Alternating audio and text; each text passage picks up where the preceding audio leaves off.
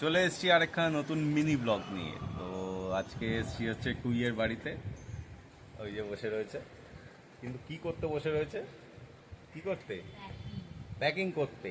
কারণ হচ্ছে আমরা কালকে ঘুরতে যাচ্ছি। কোথায় ঘুরতে যাচ্ছি? তো এবার টুই বসে যাচ্ছে এখন প্যাকিং এ। করো করো এই ব্যাগটা। তো এই হচ্ছে একটা প্রথম ড্রেস।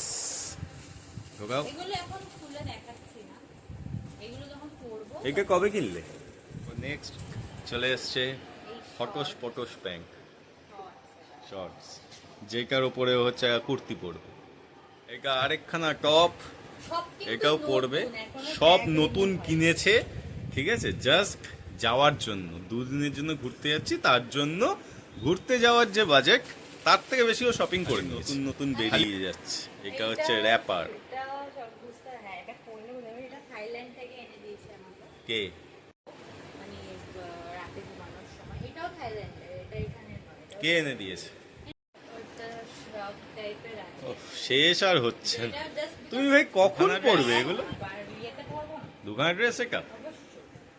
বুঝলাম। এরাই জানে যে দুদিনের প্যাকিং মানে হচ্ছে সেটা 4 দিনের মতন ড্রেস নেই। ও